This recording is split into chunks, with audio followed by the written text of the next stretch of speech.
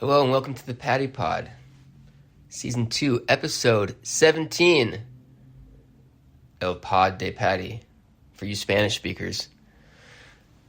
Doing well, hanging in there, all of the above. Had a good couple weeks since the last episode. I had a sort of 3-day weekend last weekend. It was President's Day weekend.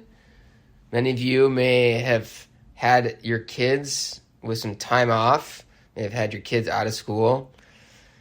I know my siblings' kids were out of school in Duluth, Minnesota. Some of the students here in New York City were out of school. My niece and nephew here were out of school. My school was in session. We did 2 weeks at the holidays as opposed to the 1 week some of these other schools do. And then we don't get a week during President's Week. So I hope people had some time to have some fun. My brother was out in Colorado skiing. I hope they had fun. Looked like they got some good pictures with the kids. I don't know. I suppose some people take vacations. My niece and nephew here were up in Vermont skiing. And I had Monday off. I wasn't at school, but I was working on report cards most of the day. Although not the whole day. So it was nice to have that. I slept in a little and knocked off a little early, which was nice. And I got a good head start. So it's the busy season, report card time. It's kind of like tax season for an accountant, I suppose. Probably not as intense, but a little longer days, a little busier days. I'm going to be glad when they're done. We've got through the big kind of load of work and got a little bit more to go, and then we'll have conferences. So I was glad we got through it. That was the last couple weeks. I did get a chance to play a little bit of hockey last week. I played Friday night, and then I played Sunday night, which I normally don't do, but I had Monday off. So it was fun. I played in a rather spirited matchup. We had some kind of higher level players on Sunday night, so it sort of tested me. I did bite the dust, toe picked, as we say, on one of the first plays of the game. I think it was from nerves, which kind of surprised me, these many years later, although I guess I shouldn't be too surprised. I'm a little too into it, maybe. My parents were in town this weekend. We went to dinner with them on Friday night at a place that Kate found, Gramercy Tavern, kind of a well-known place here in New York City. I guess the chef is sort of a celebrity chef, does television appearances and whatnot. It's a great little place, kind of a happening place. Pretty good food, a little bit on the fancier side. We had dinner in the bar side, which is a little bit more casual, which was kind of more my speed. And they had a good vegetarian dish, a cauliflower dish that was pretty tasty, grilled cauliflower. Oftentimes the vegetarian option at a restaurant is a complete afterthought, and it shows. But my friend at the Gramercy Tavern did it right, so I was appreciative of that. Plus, there were some other good appetizers. The oysters that I could eat were good. I can't eat oysters, by the way. Did a little research. It seems they do not have any evidence of a nervous system. That was kind of my litmus test. So it's one of the few things from my previous carnivore days that persists into this day, my vegetarian days. So that was fun. It was nice to be kind of at a fancier, delightful restaurant with some interesting dishes. We had a cookie. Kate and I each had a cookie for dessert. They're kind of like large. They seemingly were freshly baked, pretty soft and very chocolatey. Had some big melted pieces. They came with a little side of chocolate milk, which was kind of fun, and a red and white straw. So it had kind of a childhood feeling. My parents liked their food too. And yeah, it was nice to just have a nice long leisurely dinner at a nice place. We don't go out to eat too often. And it was fun to just catch up with my parents. Coming from a smallish town, and I think playing sports and singing in the choir, I just got to know a lot of people. And my parents are both basically lifelong residents of Duluth. My dad did 4 years at Macalester College in St. Paul, Minnesota. But other than those 4 years, he's lived his entire life in Duluth. And my mom has lived her entire life in Duluth. She went to St. Scholastica for college. So they have met many, many, many, many people. Whenever I go home, they tell me, oftentimes, my mom especially, that she doesn't see anybody anymore. You know, all these friends, all of these parents of old friends of mine, they don't see them anymore because they're not going to games or choir concerts or school events. But, you know, and some of their friends, I guess, maybe they don't see as much. Some people have moved away and whatnot. But every time I go out with them to dinner, especially, they're talking to 4, 5, 6 people. It's a big, small town, Duluth, Minnesota. I think the population is something like 85,000. And I've made this point to them, you know, when I go out in New York City, I almost never see someone I know at a restaurant or at a coffee shop. It's happened to me, like, I would say a handful of times. And every time it happens, me and the other person act like it's the craziest coincidence that it's ever occurred. You know, we look at you like, hey, Reesh? Patty? Wait, what's up, man? What are you up to? You know, that kind of thing that happened on the subway. I ran into an old friend from elementary school, Karin, on the streets of Brooklyn, and we couldn't believe it. I think we knew it. We were both in New York, and we were just like kind of gobsmacked that we happened to run into each other. So I think my parents don't quite know how many friends they have. And they're actually, you know, pretty socially active and friendly people. So they do have a lot of friends. And we catch up about a lot of different people, which is fun. It's kind of like reconnects me a little bit to that Duluth community that I was such a part of growing up, and somewhat the Minneapolis community too. Speaking of Minneapolis community, I had a friend come and visit. My friend Matt Langerek from college. Matt, I haven't seen in a long time. We last messaged 13 years ago, and the message seemed to indicate that he was coming to New York. I couldn't quite remember if we actually got together, but I don't know. It's been a long time since I had seen him, even, you know, or even communicated with him. He came. He's got 2 children, the oldest of which is just about 12 years old, which is part of why I haven't seen or heard much from him in these 13 years. He's dating a woman now who also went to Augsburg, but was graduated like the year before I got there, and I think before Matt got there, so we never knew her in college, but they connected through a Minneapolis friend, and they're kind of newly dating, and so he came out to visit her. She lives out in Long Island, and I got to meet her, and that was fun. We had a brunch last weekend, and then we took a walk down to we were on our way to Dumbo. We were in Fort Greene. We were across the street from Fort Greene, this beautiful park in Brooklyn. It's a historically black neighborhood. It's a beautiful neighborhood, brownstones. This beautiful park. It's got a good amount of green space for New York City, and it's cool. It's like Spike Lee has a studio there or some kind of a workspace, and I just think it's cool. It's like a creative, feels like a kind of a creative black community, like maybe a sort of a black art center, and beautiful neighborhood, and so it's cool. It's a cool part of New York. We ate, and then we walked through the park, and we were going to go to Dumbo, but Matt's girlfriend, Cherish, she wasn't feeling so well, and so we stopped just to use the bathroom at a Wegmans, which is a grocery store that's somewhat new to New York City. It's got quite the reputation from people that are in upstate New York, I believe is where it started, and so it's made a bit of a splash with the foodies here in New York. And they have this, it's massive, which is quite unusual in New York City, as you can imagine. It looks like something you'd find in the suburbs or in the Midwest or maybe the American South or the Mountain West or any place that's really got more space than New York City.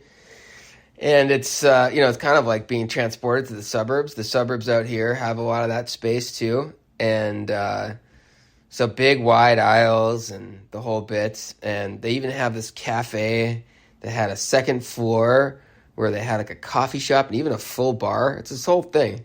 I was surprised. I didn't know it was quite this developed. And we just sat down at these tables. They were kind of these nice cushiony tables you'd find at like a cafe, and we were just gonna like kind of sit there until Cherish felt better.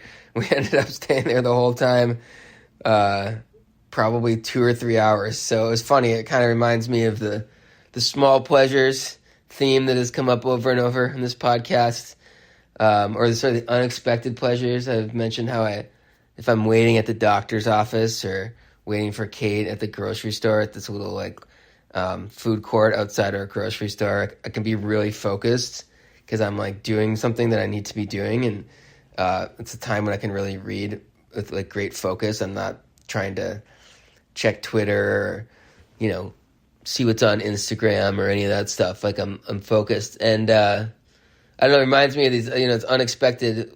We're sitting in this random grocery store cafe, and it kind of turned out to be the best place. Like I had thought about going to the Brooklyn Museum, and I kind of mentioned that after brunch, but they were like, oh, let's just walk for a bit.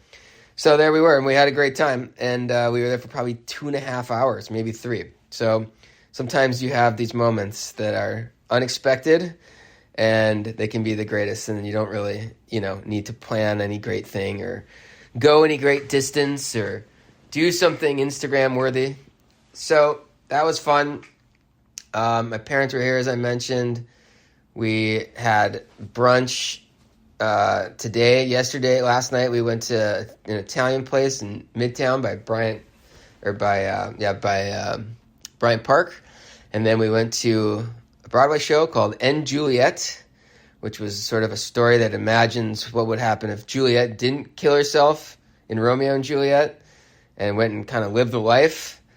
So it was fun. It reminded me of Wicked, which is a take on the Wizard of Oz story from the viewpoint of the Wicked Witch, and you learn about her past trauma and why she's wicked or cranky, and flips the script. And this kind of flips the script, so to speak.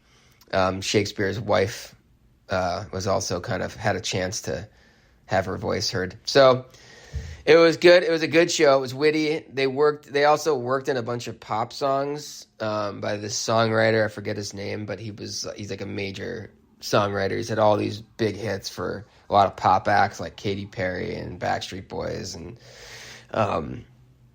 Britney Spears. And so they worked in all these songs somehow into the storyline. They found like songs whose lyrics would work into the storyline. It was pretty clever how they did that. And so it was definitely a crowd pleaser.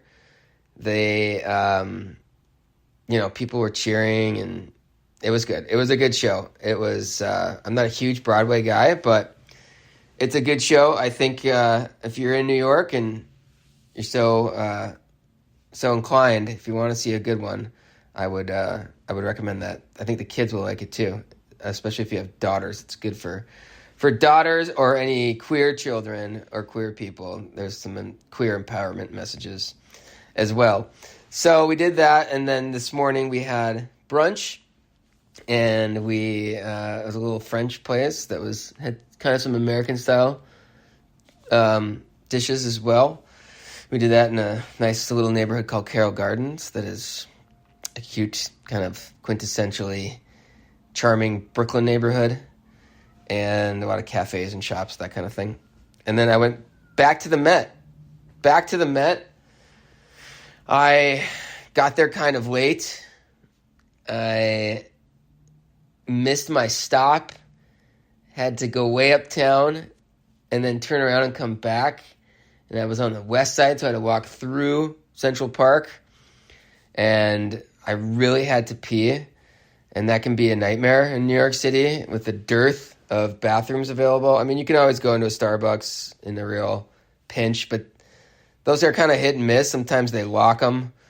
And, I mean, you usually just have to buy something. It's not a big deal. But when you're as disciplined with your money as I am, not cheap. People have made this mistake over and over again. It's disciplined. It's called disciplined. But in any case, when you're as disciplined as I am, I try not to pay too much for bathroom breaks. But I will if I have to. And but I got lucky this time. I did find the other issue in my case was I just needed something quick because I had drank too much water at brunch. And I approached a little building in Central Park that Google Maps told me had a bathroom. Saw the first gate was locked. I was crestfallen. There's many New York City public bathrooms that are out of service, especially like on the in the subway system. And I thought I was approaching the same thing. I saw construction materials and I thought, oh no, this place is definitely locked. But lo and behold, I walked around the side of the building and saw a sign, restrooms are open during construction. So hallelujah, big win. I did say a little thanks to the universe as I was peeing.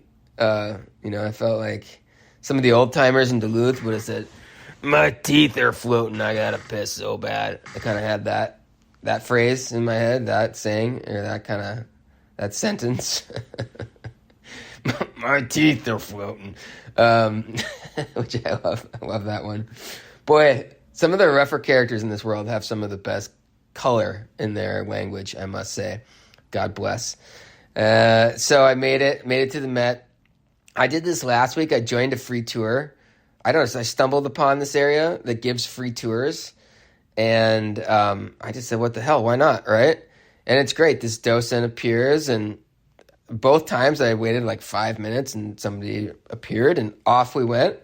Last week it was modern and contemporary art, and I was able to chat a little bit with the docent last week, and we had some interesting conversations about Jackson Pollock and whether he was really the first abstract painter in America, and whether he had ever been exposed to some of the earlier abstract artists like Kandinsky or Malevich, who were kind of originally thought to be the first abstract artists. I talked on a previous podcast about how Hilma af Klint is now recognized as probably the first ever abstract artist. She was overlooked for decades, but some of her work came to light, and it predated some of those others that I mentioned, which is really exquisite work too. The MoMA's got one of her pieces, if you have a chance to look her up. And she was a mystic, which I like, of course. If you've followed the podcast, it won't be a surprise to you. So that was last time. I think it was last week that I got that free tour. I just stood by the sign, and by the free tour sign, the woman appeared. I didn't know what the subject matter was going to be this week. I just thought, what the heck? Surprised me. I embraced the concept of randomness or chance that the Dadaists embraced, like Marcel Duchamp, one of my favorite artists. I thought it would be in the spirit of Duchamp to just see what I got, and turned out there wasn't really a central theme. This woman kind of brought us just to works that she liked, and it was fun. It was kind of like just what I was in the mood for. We had a little crew. There was probably 10, 15 of us, kind of like you sort of feel like you're kind of a group by the end, like you've been in class together or something. Kate didn't really understand that when I said that. She's like, I wouldn't. I was like, well, it's kind of weird when it ended. Like, I didn't want the group to go. I wanted to hang out still. But the woman took us to this piece that was a Cambodian piece by an artist who had done it in rattan. It's kind of straw. In this gallery with other much more traditional sculptures of Buddha in stone. And it was interesting. There was some red on the bottom of the strips that was sort of meant to evoke some of the bloodshed during the Khmer Rouge. So it was kind of a troubling piece, but an interesting one. and something you don't really see in the Met a lot, this contemporary piece juxtaposed with these traditional pieces. So that was interesting that we went to see a suit of armor that was made for one of Queen Elizabeth's favorite knights. And she went into great detail about how it was custom made and was actually the wearer was quite mobile, even though it was this heavy metal and it was 60 pounds of steel, but it was dispersed. The weight was dispersed really expertly by the craftsman. And, there was certain heraldry, that is symbols of nobility on this suit and other symbols that had to do with the queen. And then we got to see a American landscape painter that did this massive landscape that had sort of one side depicting just complete untouched wilderness and the other side was showing some farmland. And it was, I think he was a German artist who had come to America and he was concerned about cultivation of land, losing the wilderness, and he was making that point in this painting, which was interesting to me. He was part of the Hudson School of Painting, a famous school of New York here on the Hudson River. Then we went and saw some Van Gogh. We got to see two pieces that really contrasted his early and later work, his early kind of crude, almost what would have been called primitive art back in the day, and then his more impressionistic style, sort of post-impressionistic. And then I think we wrapped up in this Islamic art room. It was a full-scale recreation of a room from a very wealthy person in Damascus, Syria. And I think this was like the 17th century or 16th century. It was pretty exquisite.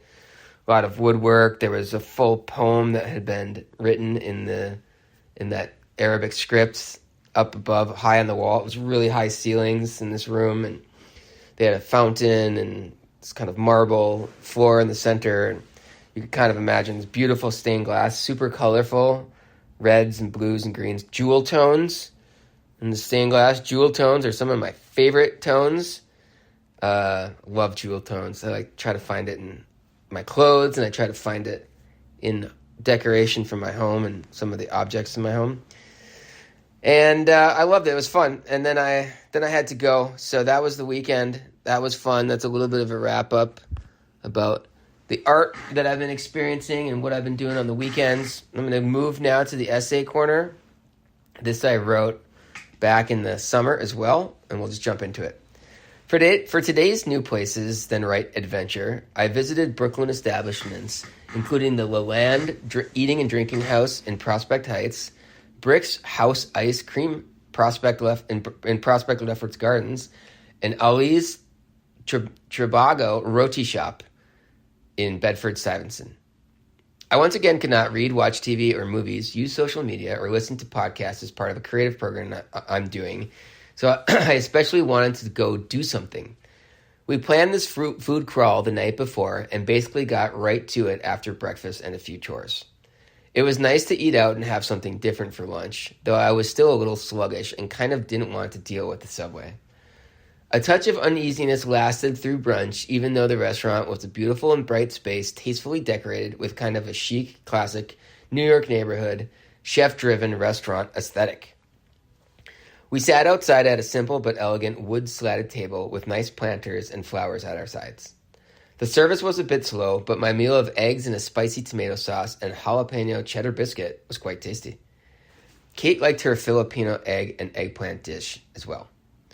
The weather was perfect. I was well rested and felt pretty good about work starting in the fall, so I figured I felt uneasy because I was really starting to feel the absence of my regular hockey games.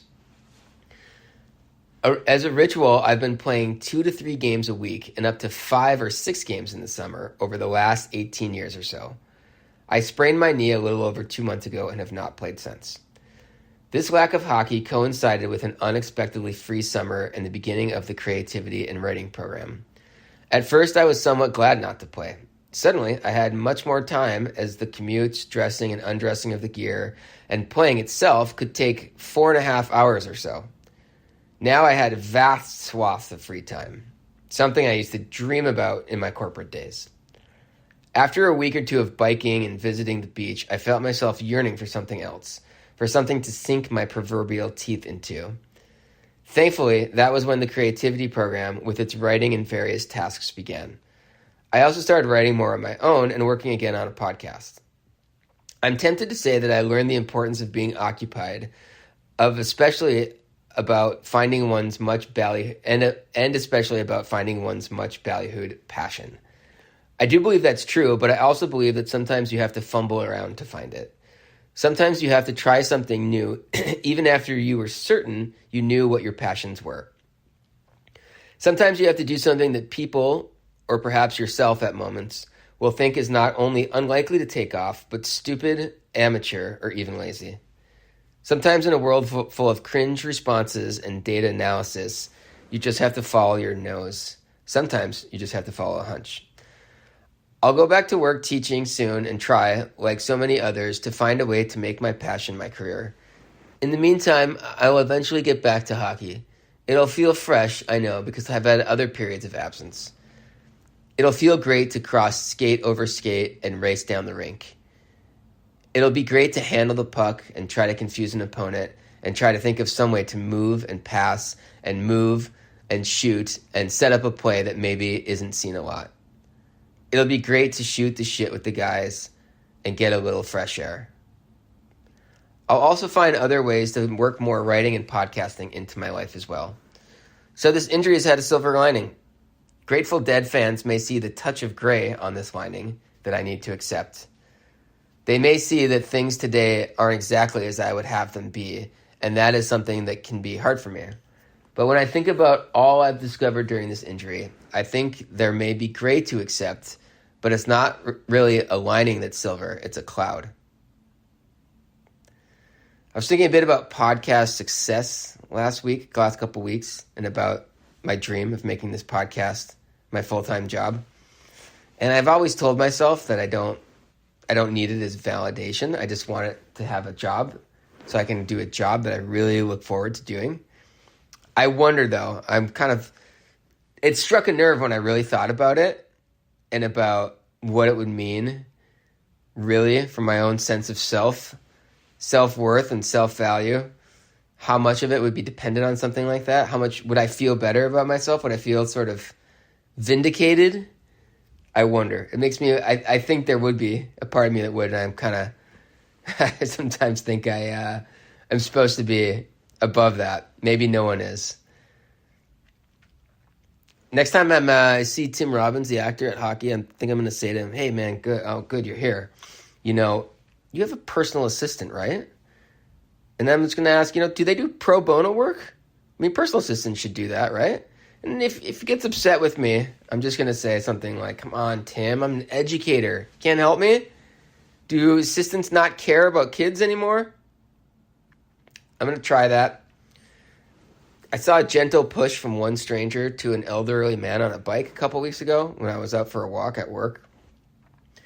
It just seemed so, sweet and kind of, I don't know.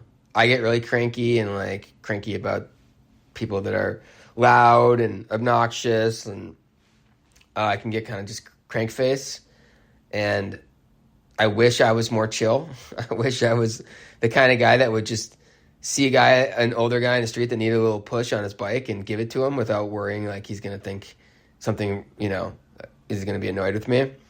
I don't know. I think when I was a kid, people just acted like that. They didn't think so much. They weren't triple thinking every interaction they were having with strangers especially. But I don't know. It was good to see. I liked it. It reminded me of when I was biking in Manhattan, and I kind of this older middle-aged black guy stepped into the street accidentally, and I had to stop, and I was like, yo, yo, yo, and he was like, oh man, I'm sorry. And he was really friendly about it, and he tapped me and kind of patted me on the shoulder as if we were pals. And I was like, this is how it should be. I felt like, and who knows if it ever was that way, but I was like, this is how people should be. Immediately, I was totally like the guy. I think I told that story before. But anyway, kind interactions in public, they don't get enough attention. Margot Robbie responded to not getting an Academy Award by saying something like, I can't be upset when I'm this blessed.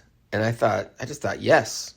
The next time something happens when I don't win People's Sexiest Man of the Year, and, you know, people ask me about it, if I'm upset, I'm going to give them what Margot said. You know, I can't be upset when I'm this blessed. I'm going to go with that. I think it is probably, in her case, a statement of gratitude. But my snarky side saw it as like the ultimate humble brag. You know, maybe I'll fix mine or add on to mine a little bit and say something like, I couldn't possibly be mad. Please don't feel sorry for me. I feel so bad for being so absolutely smashing and having just a ridiculously fabulous life. Please don't feel bad for me. I like when songs have sayings or phrases that are commonly used in everyday life. There's this Talking Head song called This Must Be the Place. And they say, the less we say about it, the better. That's one of the lines. Another one is, make it up as we go along. And then there's another one that says, I can't tell one from the other. I love those lines. There's another song by Daft Punk with Julian Casablancas from The Strokes. And it has a lyric that goes, it's called Instant Crush, the song, and it goes, one of them goes, he runs his scissors at the seam in the wall. And so, like, phrases like this, maybe more especially, like, the ones that are used as non sequiturs, as they kind of are in these songs. You know, it's not like part of a narrative or like a story. It's just like they kind of just come out randomly. And it's not necessarily related to the verse just before it. I like those, I think, especially because I feel like I really kind of get the importance of the idea. And I think it's because in these types of phrases, it's, you know, things you hear in everyday life. And it's kind of like people say these things to say how they really feel, what they really think, and, you know, maybe most crucially, what they really do in certain situations, in important situations. So, like, for example, the one that says, I can't tell the one from the other, it makes me think about being in a situation where people may think, or you yourself might think, that you're supposed to know the difference between two things. Like, maybe it's some kind of work situation, and you don't. And it's like an admission of confusion. You know, like if I heard somebody, but I can't tell one from the other. I'm like, oh God, yeah, great. Neither can I. when, you know, in a certain situation. And I don't know, maybe I've been in too many situations where everyone acts like they're like 100% awesome all the time. But I love lyrics like that. It reminds me of like hearing somebody telling me the truth, that like in a situation when I grew up. The one where it says, the less we say about it, the better, makes me think of kind of real world wisdom.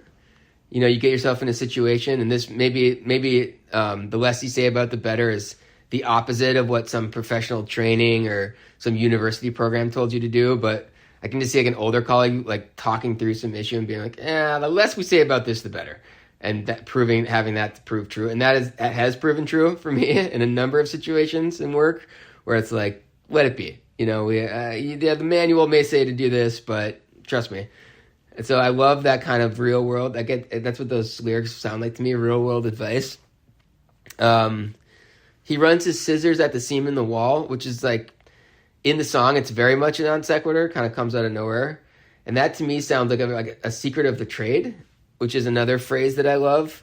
You know, like, oh, this is how he fixed this thing. Like literally, like if he was in construction or something, or he was building a set or something like that. Like, no. You don't try to take it apart this way. You take your scissors and run it at the seam, and it's like, oh, okay. Like, you know, these little things. It kind of reminds me of, there was this scene in a Harry Potter book where there was this episode where he gets this book that has all these notes in it. And these notes actually are the only way that you can make these potions, and all the other students are failing, even perfect Hermione, because they're just taking the textbook and reading it, you know, following that. But you know, that's why it reminds me of this sort of secret of the trade, which can be the kind of thing that you learn about from a parent or a parent's friends, or these aunt and uncle types that I've talked about, or just a friendly coworker. You know, It's great. I think these kind of things just made me, when I think about them, it makes me think, it kind of reminds me that, you know, you would wing things, like they're kind of telling you, you will wing things as an adult. You will have to pick up little tricks of the trade from coworkers with simpatico, as the old New Yorkers would say, and there's just a million other phrases like that I love. There's some other kind of non sequiturs, seemingly, non-narrative phrases, like Bob Dylan's got this song called Tweedledee and Tweedledum. Tweedledee and Tweedledum, and he sings, one of the lines he sings is, "They run a brick and tile company, Tweedledum and Tweedledee." And then other times it's like, "They're like babies sitting on a woman's knee, Tweedledum and Tweedledee." And in those lyrics, it's not like they're telling me something or giving me some tip, but I feel like they're describing a type of person, like a big crybaby that some people are in the office. Sometimes they're managers or business owners that are, and I used to I could get so bothered by them, but that's kind of like, oh yeah, they're just little crybabies. Like, don't want them, if somebody's having a tantrum, like, realize it's their issue and don't take it personally. So it's a little bit about lyrics. I like to wear my sunglasses a lot. I think they look cool. I think I look cool.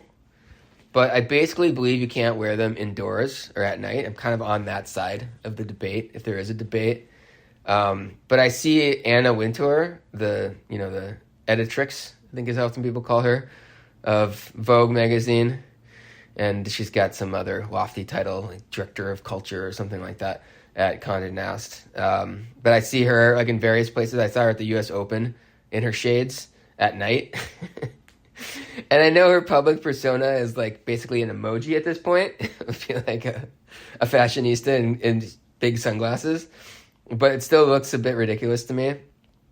But my shades, I have tortoiseshell Wayfarers, timeless legends of the sunglasses world, and they're prescription. And sometimes I forget to wear my regular glasses or bring them along. So then I'll have just my shades, and my options will be to wear my shades with some prescription or have nothing. So I'll be wearing them either indoors or at night. In some of these situations, I just have to own that look that I think I'm cool. Like I think I'm Anna Wintour or Kanye or some such. And I know that some people walking by me or near me want to walk up to me and demand to see a Grammy, or some kind of lifetime achievement award for me to be doing this. So I've just had to kind of go with it. And it turns out I do kind of like it. I kind of get Anna Wintour. Firstly, I feel present, but I'm at a remove and somewhat protected. It's kind of how I feel. And it's also been nice to just have to give up caring what other people think. Well, I need to read these signs or whatever. I'm not going to be able to see anything. So I'm just going to have to wear my shades as I'm walking around the store with my wife or whatever. So I got into the line for tickets at the Mets lobby a couple weeks ago, and I had to decide what to do. I had my shades on. I was in this kind of liminal space, to use some art and literary speak. It's sort of the in-between. I wasn't outside, obviously, but I wasn't in the museum proper. I was in this big lobby area. So I kept them on until I got my ticket. But I noticed other people were really quick to remove theirs as soon as they came in the doors. And it reminded me about how people put their umbrellas away as soon as the steady rain stops, even if there's some drizzle. And I know why they do it. I know why people put their umbrellas away. I keep mine up if I'm greeted with any precipitation at all. Because the meager amount of hair and the thinness of the hair on my head, any amount of moisture can just be catastrophic to the dew's delicate structural integrity. So more than once in these situations, I'll have my umbrella up and it'll just be drizzling a little bit, and a stranger will say with some exasperation, "It's not raining."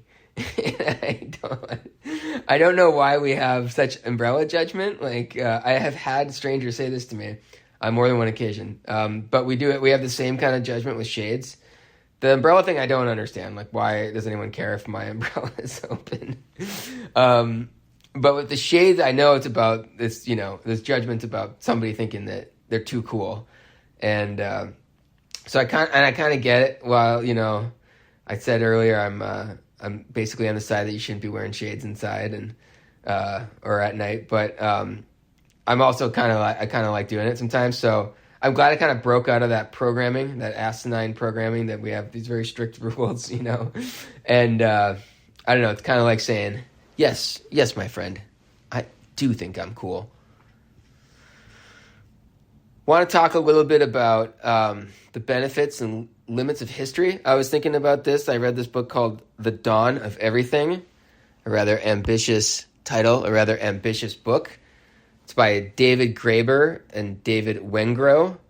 I think one considered himself an anthropologist, and one considered themselves a historian, perhaps, maybe a journalist. In any case, one of them passed away. I forget which one at a young age, but they wrote this very ambitious book. And basically, it kind of talks about these ideas around farming and agriculture and civilization and the state and freedom. So they're kind of talking about how I learned that they were able to detail all these cases where there were more where there were some kind of agriculture, but there was also decentralized, more egalitarian societies, as opposed to the more talked about centralized armed powers and centralized states with armed power. And Western history for centuries told us that the latter was the inevitable logical result of farming and food surpluses, that you'd come to this hierarchical centralized state and with armed power. And the only debate really was whether the time before the rise of agriculture and the state, whether the time before that was this kind of utopia. That was what Rousseau, the political philosopher Rousseau, posited. Or if it was this sort of all against all, kind of hellscape, which is what Hobbes, the political philosopher Hobbes, contended.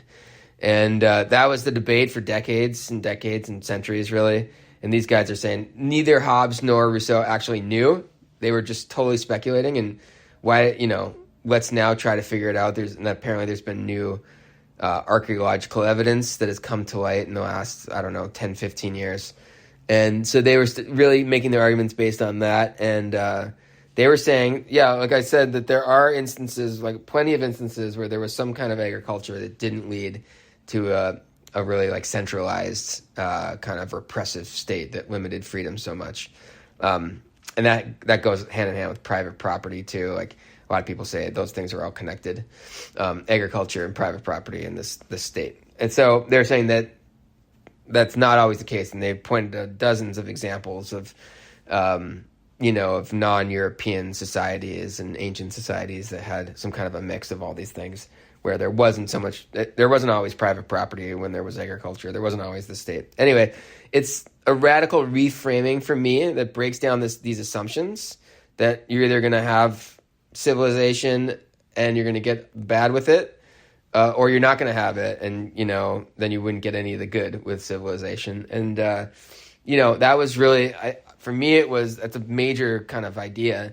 So we could, and it can be for our world, we could look. Opens up the possibility where people can say, let's start imagining, instead of just saying, well, there's nothing that we can do about it. We want to have civilization. We're going to have these constraints. They can say, no, let's really start now looking into possibilities like these other cultures did, where we can have a lot of the benefits of contemporary technological society without having, the disparities and the other constraints and the other problems. But I think there's a limit to it insofar as sort of a basic area has been opened. But if I think you look too closely and try to replicate at other societies in your own society, either foreign societies or something from history, I think each individual society and moment of time is so unique and so complex in certain ways that you got to try your own thing. So I think there's limits. The history can kind of say, no, this one general idea is wrong.